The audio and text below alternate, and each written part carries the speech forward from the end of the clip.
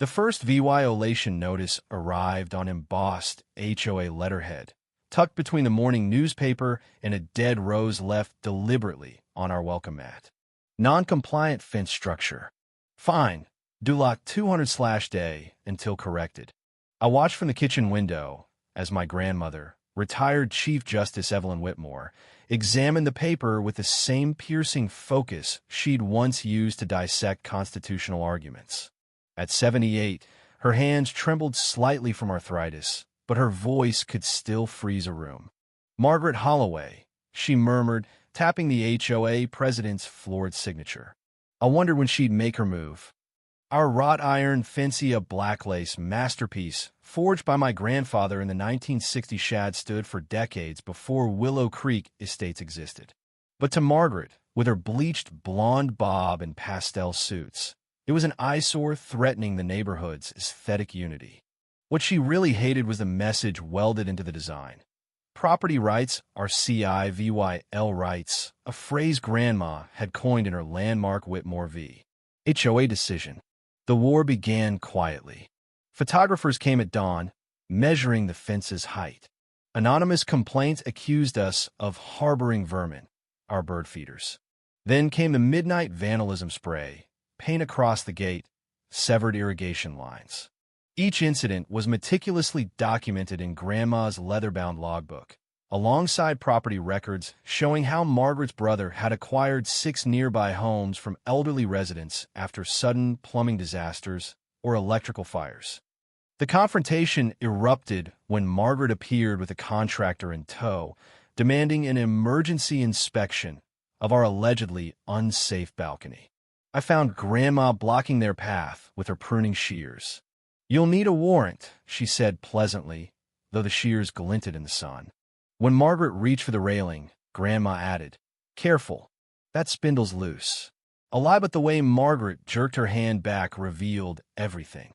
That night, security cameras caught Margaret's husband tampering with the balcony supports. The footage went viral on Nextdoor when Mrs. Gutierrez from the 42 shared it, sparking a neighborhood revolt. But Margaret retaliated swiftly. In next storm, our basement flooded from accidentally redirected drainage. The plumber found cut pipes and whispered, "She paid me doula $500 to say it was old age." The push happened on the first frost of winter.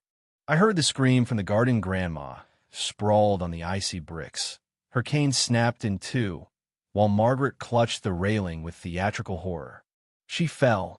The lie unraveled when paramedics found what NJS in Margaret's pockets identical to those beneath the rotted spindle. What Margaret never anticipated: that the ER nurse was Grandma's former bailiff, or that the sweet old lady across the street had been filming from her attic. By sunrise, detectives were tearing through HOA financials, uncovering shell companies, forged inspection reports, and a spreadsheet titled Acquisition Timeline, with 12 elderly homeowners marked in red. At the trial, Grandma limped to the stand and delivered a closing argument that left the courtroom breathless. "You didn't just break a railing," she told Margaret, who sat shaking in a Chanel suit 2 sizes too big after asset forfeiture. "You broke the social contract." The gavel fell on an 8-year sentence and a class action lawsuit that dissolved the HOA board. Now, our fence stands crowned with climbing roses, its restored scrollwork gleaming. The Holloway house? Converted into a legal aid office where Grandma ad VY SES harassment VY Tims. Some say Margaret gets the Willow Creek Gazette in prison, especially the real estate section, where her former mansion is now listed as a historic landmark. Last week, we found a single rose on the porch. No note, just a thorn left deliberately upright. Grandma tucked it into Margaret's old violation file, smiling. "Justice," she reminded me, "has deep roots." The first anonymous letter arrived 6 months after Margaret Holloway began her prison sentence. Slipped between the wrought-iron scrolls of our fence, the creamy stationery bore a single line in precise calligraphy. "The gardener always returns for his roses." Grandma froze when she saw it, her knuckles whitening around her cane. "She's not working alone," she murmured, turning the paper to reveal a nearly in VY Cybele watermark, tiny scales of justice with one side snapped. I recognized it immediately. The logo of Blackthorn Properties, Margaret's brother's development firm. That night, the motion-activated lights caught a figure lurking by our hydrangeas. Not Margaret's hulking husband, someone leaner, more deliberate. They left behind a single gardening glove smeared with something dark that made Detective Alvarez's nostrils flare. Motor oil and wolfsbane extract, he confirmed. Enough to kill every rose on this property. The attacks grew bolder. A dead opossum dumped in our rain barrel, its belly slit open to reveal another note. The soil remembers. Then came the midnight, fire just a small one, enough to char the north fence post before the sprinklers doused it. The arson investigator found traces of a chemical accelerant used in only one place locally, Blackthorn's construction sites. Grandma's response was pure Whitmore. She and V.Y. Ted the entire neighborhood to a fence restoration party, Sarah V.Y.ing lemonade from hollowed-out law books while secretly installing pressure-sensitive cameras disguised as decorative finials. That's how we caught Councilman Reeves Margaret's golf partner slicing our irrigation lines with municipal wire cutters. The courtroom drama that followed would have made Hollywood producers weep.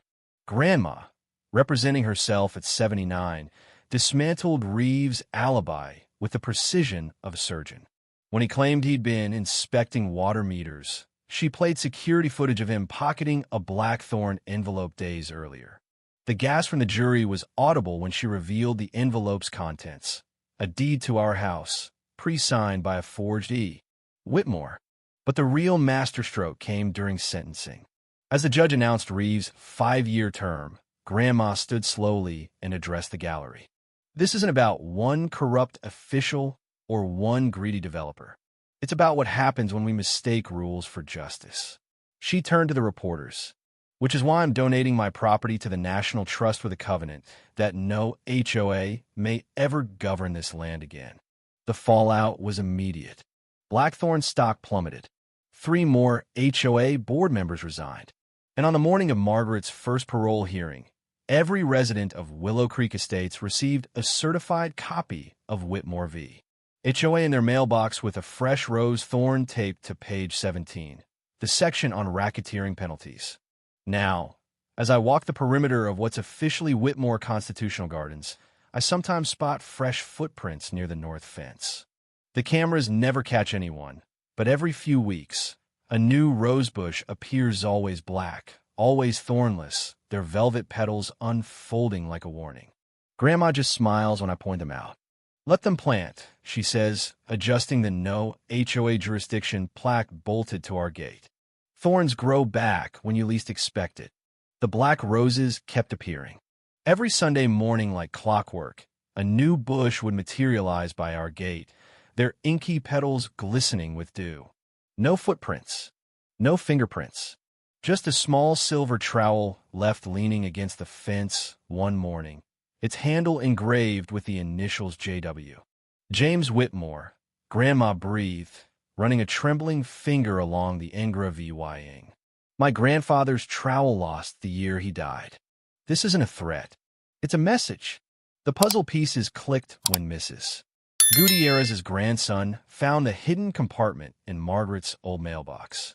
Inside lay a leather-bound diary, its pages filled with frantic scribbles about the real gardener, and a map of Willow Creek marked with 12x each, corresponding to a home Blackthorn had acquired. The final entry stopped mid-sentence. If they find out about That same night, the power went out across the entire block. Through the window, I saw shadowy figures moving between houses with military precision. Not vandal searchers. They left behind one calling card at each property, a single white rose stabbed into the front door with a railroad spike. Detective Alvarez arrived with reinforcements, his flashlight beam catching something metallic in our azaleas. A vintage dictaphone, its cassette tape preserved in a Ziploc bag. Grandpa's voice crackled through decades of static. The covenants, they buried the original in the before cutting off. The Willow Creek time capsule buried in 1972 during the neighborhood's founding yielded its secrets under the glare of police spotlights. Beneath the usual trinkets and photos lay the real founding documents, including Article 14. No resident shall be compelled to join any homeowners association. The parchment was signed by every original owner, including a young Evelyn Whitmore. Margaret had known. They'd all known. The fallout was nuclear. Blackthorn's remaining developments froze as attorneys general in 3 states launched investigations. The night before her parole hearing, Margaret suffered a fall in the prison shower's landing on a smuggled rose stem that pierced her femoral artery. The nurse who treated her? Formerly of Willow Creek Memorial. At Grandpa's grave on the first anniversary of the verdict, we found 12 black roses arranged in a perfect circle. No card, just the scent of expensive bourbon lingering in the air Grandpa's favorite brand. Some cases, Grandma said, placing the dictaphone beside his headstone, take a lifetime to close.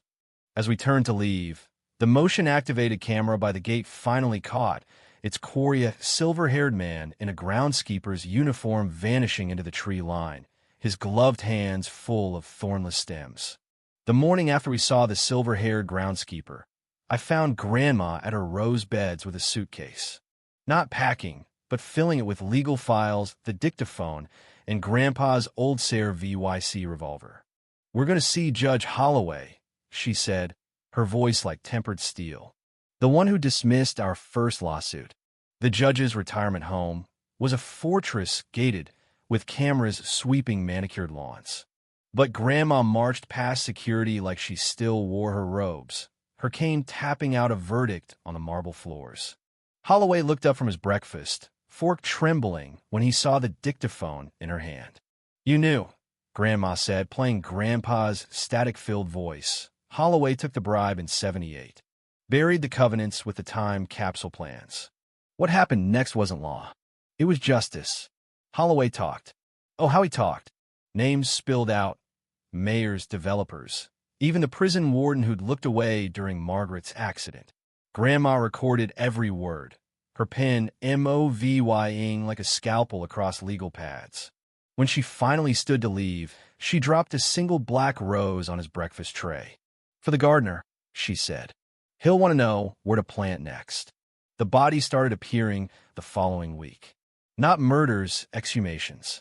12 unmarked graves on Blackthorn properties, each containing bones and a rusted sold sign. The media called it the suburban sepulcher case. Grandma just tended her roses, now hybridized with wolfsbane, purple blooms we jokingly called Holloway's remorse. On the day they tore down the last Blackthorn development, a package arrived. Inside, Grandpa's missing pocket watch, its Ingra VY-ing updated. "For Evelyn, the last thorn is the sharpest." The security footage showed only a gloved hand placing it on our porch at 3:17 a.m., the exact time Grandma had won her landmark case in '92. Now our fence bears a new plaque, in memory of James Whitmore, who taught us that some laws must be written in the soil. The neighborhood children leave roses by it sometimes.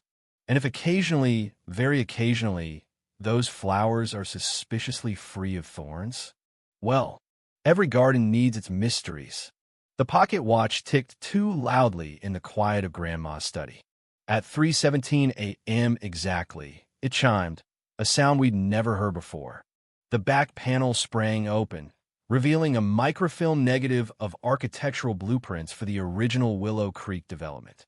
"Good Lord," Grandma breathed, holding the film up to her desk lamp. The plan showed 12 basements that didn't exist on any official records, each marked with the same cryptic symbol, a rose with a key for its stem. We found the first hidden cellar beneath Mrs. Gutierrez's tool shed. The rusted door groaned as Detective Alvarez pried it open, revealing shelves of ledgers documenting 40 years of payoffs. But it was the centerpiece that made my blood run cold. An enormous scale model of Willow Creek, with tiny black roses marking every property Margaret's brother had acquired, and 12 white ones marking homes still to be taken. Our house was crowned with a miniature iron fence, a tiny dagger stabbed through its center. The next morning, the entire original HOA board resigned simultaneously. By afternoon, 3 county officials had retired for health reasons. That night, a florist's van parked outside Holloway's mansion for exactly 13 minutes before driving away. They found him at dawn, sitting at his breakfast table with a cup of wolfsbane tea gone cold between his hands. His face frozen in what the coroner would later call the most peaceful expression I've ever seen on a dead man. Grandma attended every funeral. She placed roses on each casket, always black, always thornless. At Holloway's Sayre VYC, a groundskeeper no one recognized handed her a sealed envelope. Inside was a deed to all Blackthorn's holdings, signed over to the Whitmore Foundation for Property Justice. The signature was Margaret's, dated the day before her accident. Now when neighbors whisper about the Willow Creek ghost, Grandma just smiles and deadheads her roses. The new community garden flourishes where Blackthorn's headquarters once stood, its centerpiece an iron fence replica where children play. And if sometimes, when the moon is full, the older residents claim to see a silver-haired figure tending the midnight blooms, well, every legend needs its caretaker. The last page of Grandpa's recovered journal sits framed in our foyer, its final entry written in his unmistakable hand. Planted the thornless hybrids today. Evelyn thinks they're for beauty, but the clever ones know the sweetest roses grow where the sharpest thorns once slept. The first frost came early that year, glazing Grandma's roses in delicate crystals. It was the morning of her 80th birthday, and the neighborhood had gathered in the newly christened Whitmore Gardens for the unveiling of the memorial plaque. As I wheeled her to the podium, her hands gnarled but steady clutched a single black rose, its stem wrapped in an old legal document. Then the groundskeeper appeared, not as a shadow this time, but in full daylight, a tall man in worn work clothes, his silver hair tied back, his gloves smudged with soil. The crowd parted for him instinctively. He knelt before Grandma's wheelchair and pressed a rusted key into her palm. "For the last lock," he murmured. No one else heard. No one else needed to. The key fit the hidden cellar beneath what had once been Margaret Holloway's home. Inside, we found the final piece of Grandpa's legacy. 12 file boxes labeled with the names of the original Willow Creek families, each containing enough EVY denke to bring down every corrupt official who had ever turned a blind eye. And at the center of the room, a sapling grew from a crack in the concretia, a young black rose, its roots sunk deep into the earth. The scandal that followed burned through the state like wildfire. Indictments, resignations, even a congressional inquiry. But Grandma, she sat on her porch each evening, watching the sunset paint the iron fence in shades of gold and crimson, her voice softer but no less firm when neighbors came for advyc. On the first anniversary of the Memorial Garden's opening, the groundskeeper vanished.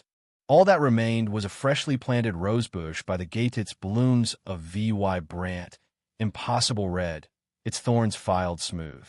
Tucked between the branches was a note in handwriting I'd seen only in old love letters. "For Evelyn, the law is planted. Now let it grow." Grandma passed in her sleep that winter, her hands folded over the key, her face as peaceful as the judge she'd once been was stern. At her funeral, the entire neighborhood came not out of obligation, but because they remembered, because they knew. And when spring returned, so did the groundskeeper. Just once, just long enough to prune the red roses and whisper something to the wind before disappearing into the trees. Some say he still walks Willow Creek at dusk, checking the locks on cellar doors that no longer exist. Others claim he was never there at all. But the roses don't lie. They bloom every year without fail, black, white, and red, their petals thick with the scent of justice and memory. As for me, I tend to fence now. And when new neighbors ask about the inscription welded into the iron, I smile and tell them the truth. Some thorns protect, others remember. The best do both. If you were the one in this story, how would you react? Would you stand up and fight back, or accept the unreasonable pressure and control from the HOA? Share your thoughts in the comments below. And don't forget to subscribe, like, and share this VY Deo with more people. Your small action gives us the motivation to keep bringing you more intense and engaging stories. Thanks for watching, and we'll see you in the next VY Deo.